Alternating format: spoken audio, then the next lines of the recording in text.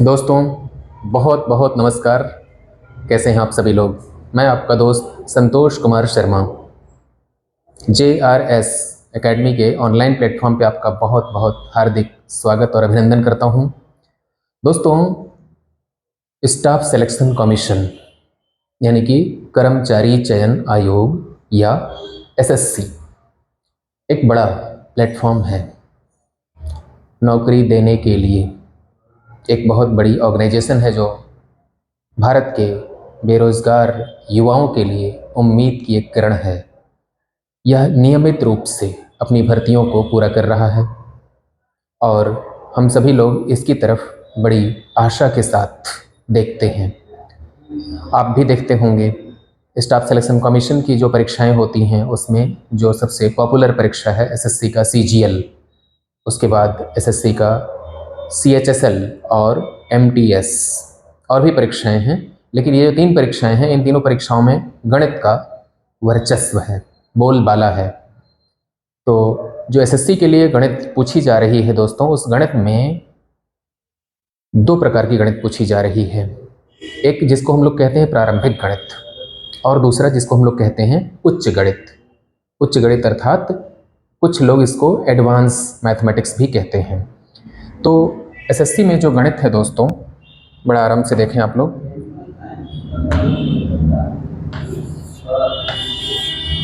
SSC का CGL, SSC के CGL में जो गणित आती है मैथमेटिक्स, हम स्पेशली मैथमेटिक्स की बात कर रहे हैं। आती तो उसमें इंग्लिश भी है, रीजनिंग भी है, GS भी आएगा, लेकिन हम बात करेंगे उसके गणित की। तो मैथमेटिक्स में आपको मिलेगा अंक गणित। क्या मिलेगा दोस्तों?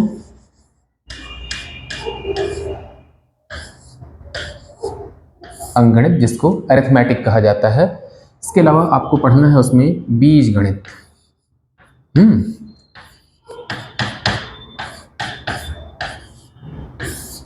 बीज गणित के बाद आपको पढ़नी है त्रिकोणमिति और अंकगणित, बीजगणित, त्रिकोणमिति, निर्देशांक ज्यामिति,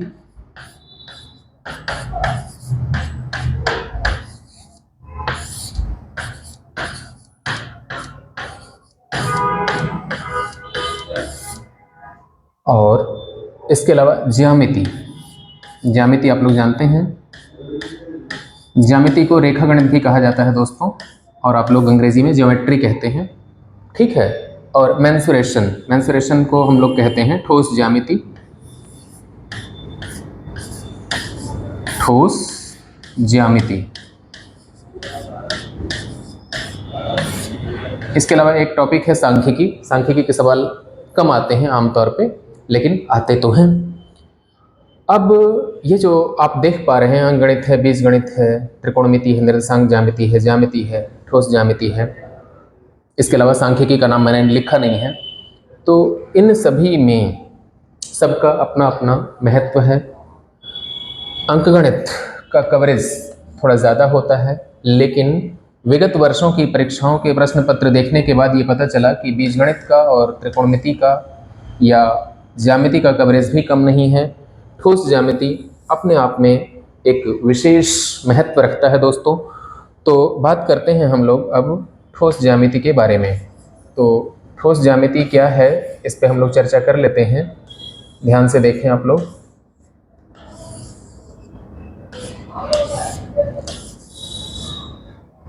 जो ठोस ज्यामिति है दोस्तों, उसको मेंसुरेशन भी कहते हैं, और मेंसुरेशन क्या है ये आप समझने की कोशिश करें। जब हम स्टडी करते हैं ठोसों के बारे में, किसके बारे में स्टडी करते हैं? ठोस आकृतियों के बारे में। तो हमारे रोज़मर्रा की लाइफ में ईंट है, माचिस का डिब्बा है, मैच बॉक्स, इनको हम लोग देखते हैं। ये क्या है? घनाभ। ईंट या माचिस का डिब्बा, क्या कहते हैं इसको? घनाभ। और आप लोग लूडो खेलते हैं तो लूडो में जो पासा होता है दोस्तों, पासा क्या कहलाता है? घन। और ये हमारे हाथ में जो पेन देख पा रहे हैं, ट्यूबलाइट देखते हैं आप लोग, और चोरी छिपे आप लोग सिगरेट भी पीते होंगे, यकीनन पीते हैं। तो सिगरेट क्या है दोस्तों? सिलेंडर। ट्यूबलाइट क्या है? सिलेंड्रिकल ट्यूबलाइट आती थी, आजकल तो घनाभ के आकार की ट्यूबलाइट का चलन देखने में आ रहा है। तो हम बात कर रहे हैं सिलेंडर के बारे में। और आपका जब बर्थडे होता है, जन्मदिन, तो आप लोगों को एक टोपी पहनाई जाती है। टोपी कैसी होती है? कोन के आकार की होती है। कोन अर्थात शंकु। तो हम लोग बात कर लेते हैं। देखिए, ये कहलाता है दोस्तों आपका घन। घन क्या है?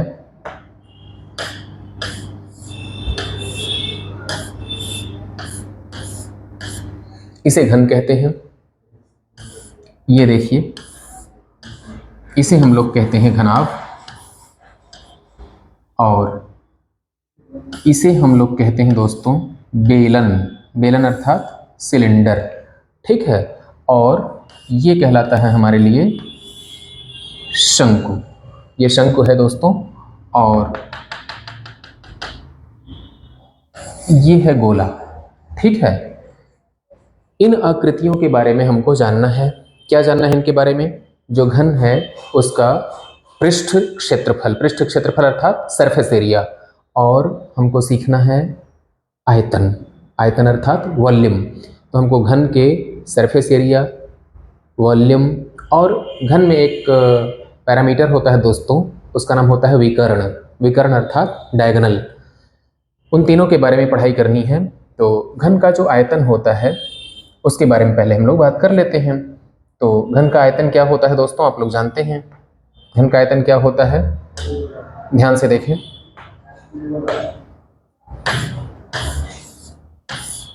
ये है आपके पास घन, ठीक है। जिसको हमने कहा था कि आप लूडो खेलते हैं तो पासा इसका इस्तेमाल करते हैं। तो पासा क्या होता है दोस्तों? एक घन होता है। और जो घन है इसका हमको सीखना है आयतन। आयतन को वॉल्यूम भी कहा जाता है, ठीक है। आयतन तक पहुंचने से पहले बात कर लेते हैं कि जो पासा है या आपके पास ये घन है, घन को अंग्रेजी में क्यूब कहिएगा। क्या कहिएगा? क्यूब। इसमें इसकी जितनी भी विमाएँ होती हैं, विमाएँ अर्थात डायमेंशन, इनकी जितनी भी डायमेंशन होती हैं वो सारी डायमेंशन बराबर होती हैं दोस्तों। लंबाई, चौड़ाई, ऊंचाई, मोटाई सब बराबर होती हैं, ठीक है। जितना ये लंबा है उतना ही चौड़ा है और उतना ही ऊंचा है, ठीक है। तो घन एक ऐसा ठोस है जिसमें कुल 6 फलकें होती हैं। कितनी फलकें होंगी? 6। घन में 6 फलकें होती हैं, और इसको कोर कहते हैं। कोर मतलब एस, EDGE, एस। ये देखिए एज है, ये एज है, ये भी एज है, ये भी एज है, ये भी एज है। तो कितनी कोरें होती हैं दोस्तों, या कितने एज होते हैं? कुल 12। कितने? 12। ये हो गए 12 एजेस होती हैं। और फेस कितने होते हैं? फेस अर्थात फलकें, फलकें 6 होती हैं। और वर्टेक्स, ये देखिए शीर्ष है, ये भी शीर्ष है, ये भी शीर्ष है, ये भी शीर्ष है। ये वर्टेक्स कितने होते हैं? वर्टेक्स होते हैं 8। 8 शीर्ष होते हैं, 6 फलकें होती हैं और 12 एज होते हैं दोस्तों। ये घन की कहानी है। और अगर हम इनके पृष्ठ क्षेत्रफल की बात करें तो देखिए ये जो फलक है ये वर्गाकार है। कैसी फलक है दोस्तों? वर्गाकार। तो घन की प्रत्येक फलक वर्गाकार है, और इस वर्ग का जो क्षेत्रफल होगा वो क्या होगा? भुजा का वर्ग। भुजा कितनी है? a। तो a का स्क्वायर कर दीजिए। ये जो मिला है a स्क्वायर, ये क्या है बच्चों? ये इस वाले पृष्ठ का क्षेत्रफल है। किसका क्षेत्रफल है? ये जो आप पृष्ठ देख पा रहे हैं, इस पृष्ठ का क्षेत्रफल कितना है? a square. और कुल कितने पृष्ठ हैं? 6। तो संपूर्ण क्षेत्रफल की बात करें तो 6a स्क्वायर हो जाएगा। कितना हो जाएगा दोस्तों? 6a square.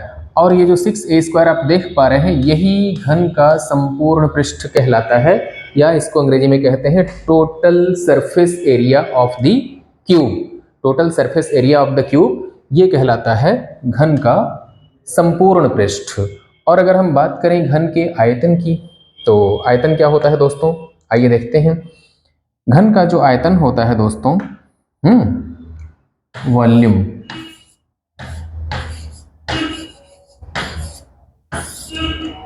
घन का आयतन होता है, भुजा का भुजा में 3 बार गुणा कर दें, अर्थात ए क्यूब। ये जो मिला है आपको ए क्यूब, ये क्या है दोस्तों? Volume of the cube. घन का आयतन कितना होता है? ए क्यूब के बराबर होता है दोस्तों।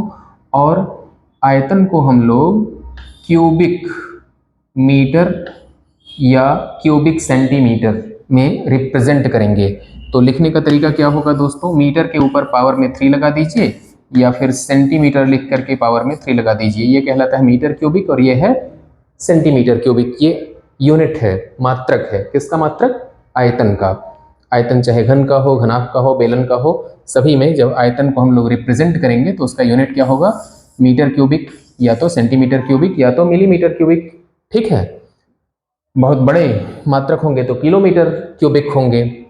अब जरा गौर से देखें आप लोग कि हमने 2 बातें की हैं घन के बारे में। घन का संपूर्ण पृष्ठ निकाल लिया, घन का आयतन निकालना सीख गए हम लोग।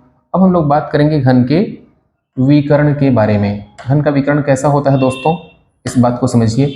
तो जो घन का विकर्ण होगा, ध्यान दें, घन का विकर्ण, ये आपने घन बना दिया जी, बन गया। और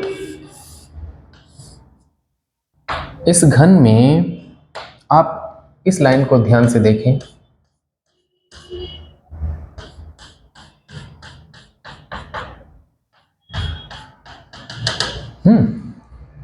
ये वाली जो लाइन है ये अंदर की लाइन है, और जो वाइट कलर की आप देख पा रहे हैं वो बाहर की लाइन है दोस्तों। तो अगर ये लाइन आप देख पा रहे हैं, ये बाहर की लाइन को रिप्रेजेंट कर रहा है, और जो लाल रंग की आप देख पा रहे हैं वो अंदर की लाइन को, ये घन है। इस घन को अगर आप यूँ समझिए कि पेस्ट्री रखने के लिए या केक रखने के लिए जो आप डिब्बा खरीद के लाते हैं, वो डिब्बा घन के आकार का होता, तो उस डिब्बे के भीतर जो बड़ी से बड़ी पेंसिल या बड़ी से बड़ी पेन रखी जा सकती है, वो कितनी बड़ी रखी जा सकती है? तो आप समझेंगे कि इसके इस कॉर्नर से उसके अपोजिट कॉर्नर के बीच में हम रख सकते हैं, या यहाँ से लेकर के यहाँ तक के बीच में रख सकते हैं। ठीक है। तो उसकी जो लेंथ होती है दोस्तों, वो होती है a करणी में 3। ये डायगोनल कहलाता है। क्या है ये दोस्तों? डायगोनल। किसका डायगोनल? घन का। घन का विकर्ण क्या होता है? भुजा के साथ करणी में 3 का गुणा कर दें आप लोग, a√3। ये डायगोनल होता है। इसकी यूनिट क्या होती है? मीटर या तो सेंटीमीटर, क्योंकि ये लेंथ है, लंबाई है। ठीक है। तो हम लोगों ने आज क्या सीखा? हम लोगों ने देखा कि घन में आयतन बराबर क्या होता है? ए क्यूब। हम लोगों ने क्या सीखा? Surface area. सरफेस एरिया क्या होता है दोस्तों? 6a²। और हम लोगों ने क्या सीखा? डायगोनल। डायगोनल कितना होता है? a√3। आप चाहें तो इसका स्क्रीनशॉट लेकर के रख लीजिए। Volume a cube, surface area 6a², diagonal a√3।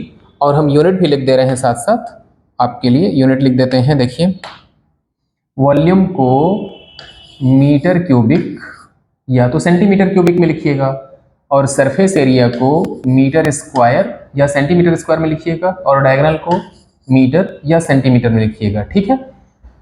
अब हम लोग बात करते हैं घनाभ के बारे में। देखिए घनाभ क्या होता है, आइए देखते हैं घनाभ। तो जो घनाभ होता है दोस्तों, घनाभ मतलब क्यूबॉइड। क्यूबॉइड क्या होता है? माचिस का बॉक्स है, वो क्यूबॉइड है। जिस कमरे में आप बैठे हुए हैं वो कमरा भी क्या है? क्यूबॉइड है। घनाभ या ईंट है, वो भी क्यूबॉइड है। आपकी किताब है, क्यूबॉइड का एक बेहतरीन उदाहरण है। क्यूबॉइड का उदाहरण किताब भी है दोस्तों। तो क्यूबॉइड ऐसा होता है, देखिए, जिसमें लंबाई हो, चौड़ाई हो और ऊंचाई हो। कभी कभी गहराई भी कहते हैं, जैसे कोई गड्ढा आपने खोदा है क्यूबॉइड के आकार का। देखिए, ये है लंबाई, ये चौड़ाई है और ये ऊंचाई है। इस लंबाई को L अक्षर से पेश करिए, चौड़ाई को B अक्षर से पेश करिए, और ऊंचाई को अक्षर H से पेश करिए। ठीक है। ये क्यूबॉइड हो गया घनाभ। घनाभ के साथ देख लीजिए, घनाभ का जो आयतन होगा दोस्तों, आयतन क्या होता है? आयतन मतलब कोई वस्तु हवा में जितना स्थान घेरती है, उस घिरे हुए स्थान को उस वस्तु का आयतन कहेंगे। तो वॉल्यूम क्या है दोस्तों? Length into breadth into height. ठीक है, small L small B small H भी लिख सकते हैं, L B H. L B H क्या है? लंबाई गुणे चौड़ाई गुणे ऊंचाई, इसको कहते हैं आयतन। और अगर आप इसका सरफेस एरिया निकालना चाहे तो इसमें भी कुल 6 पृष्ठ होते हैं। कितने पृष्ठ होंगे? 6 पृष्ठ होते हैं। तो ये जो 6 पृष्ठ होते हैं दोस्तों, उन 6 पृष्ठों में से ये वाला जो सामने दिख रहा है आपको, लंबाई और चौड़ाई दोनों का गुणा करेंगे तो ये वाला पृष्ठ मिल जाएगा आपको। और जितना क्षेत्रफल है इस वाले पृष्ठ का, इतना ही क्षेत्रफल इसके विपरीत वाले पृष्ठ का भी अवश्य होगा। तो जो इसके विपरीत वाला पृष्ठ है वो भी एल बी होगा। तो आप देखिए एल बी 2 बार आ रहा है। एल बी कितनी बार आ रहा है? 2 बार। इसी प्रकार से अगर आप एल को एच से गुणा करते तो जो एल एच है वह भी 2 बार आएगा। तो L H plus L H ये भी 2 बार आया है। और अगर आप बी को एच के साथ गुणा करते हैं तो जो बी एच है ये वाला, वो भी 2 बार आएगा। B H plus B H, तो बी एच कितनी बार आया? 2 बार। एल बी 2 बार, एल एच 2 बार, बी एच 2 बार। सबको जोड़ दीजिए। ठीक है, तो देखिए एल बी 2 बार है, बी एच 2 बार है, एल एच 2 बार है। तो आप एक साथ ऐसे लिखिएगा, 2 को बाहर निकाल लीजिए कॉमन। क्या लिखेंगे? L B plus B H plus L H. ठीक है, L B plus B H plus L H, ये कहलाता है दोस्तों surface area of the cuboid. अर्थात घनाभ का जो संपूर्ण पृष्ठ है वो क्या होगा? L B plus B H plus L H. इस बात को आपको ध्यान में रखना है। ठीक है, आगे चलते हैं दोस्तों। अब हम लोग बात करेंगे घनाभ के विकर्ण के बारे में। देखिए घनाभ का विकर्ण कैसा होता है दोस्तों। ये आपने घनाभ का निर्माण कर लिया। अब जब ये घनाभ बन गया आपके लिए, तो इसका ये आपके पास लेंथ है, इसका आपके पास ये ब्रेथ है, और इसकी ये आपके पास हाइट है। इसका जो डायगोनल होगा दोस्तों, वो डायगोनल पता है कहाँ पे होता है? जी देखिए, डायगोनल इसका यहाँ पे होगा, इसके इस नीचे वाले से इस ऊपर वाले तक के बीच का। या हम एक लाइन ऐसे खींच देते हैं, ये अंदरूनी लाइन है। कौन सी लाइन है? अंदरूनी। अब और ये जो सफ़ेद रंग की देख रहे हैं, ये बाहर वाली लाइन थी। आपको इस डायगोनल में दोस्तों इसके ऊपर वाले से इसके नीचे वाले तक ऐसे आना है। ये लाइन जिसको आप देख पा रहे हैं, ये डायगोनल है। उस डायगोनल तक पहुंचने के लिए आपको क्या करने की ज़रूरत है? हम एक लाइन और खींच देते हैं, ये हरे रंग की। ये एंगल 90 डिग्री होगा। इसको आपने एल कह के बुलाया, इसको आपने बी कह के बुलाया। तो एल और बी का जो रिजल्टेंट होगा, आपने बौधायन पाइथागोरस साहब का थ्योरम पढ़ा हुआ है।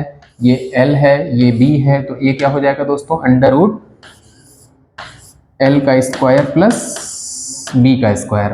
ठीक है, और ये आपके पास एच है, तो उसका भी स्क्वायर जब जोड़ेंगे तो आपको ये डायगोनल मिलेगा यहाँ पे। और जो डायगोनल होगा दोस्तों वो क्या हो जाएगा? इस पूरे का स्क्वायर, तो ये अंडर रूट हट जाएगा।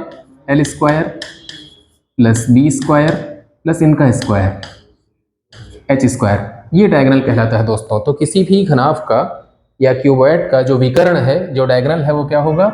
करणी के भीतर under root L square plus B square plus H square. और इसकी यूनिट क्या होगी? मात्रक क्या होगा? या तो मीटर या तो सेंटीमीटर, या जो उसकी डायमेंशन का मात्रक है वही विकर्ण का मात्रक होगा। तो मेरा ख्याल है कि आप लोगों को हमने घन और घनाभ के बारे में जो बेसिक बातें हैं वो बता दी हैं। और अगले वीडियो में दोस्तों मैं आपसे बात करूंगा बेलन के बारे में, शंकु के बारे में, गोला के बारे में। ठीक है, सिलेंडर, कोन और स्फीयर। तो आज के लिए इतना ही। आज्ञा दीजिए। संतोष कुमार शर्मा को नमस्कार।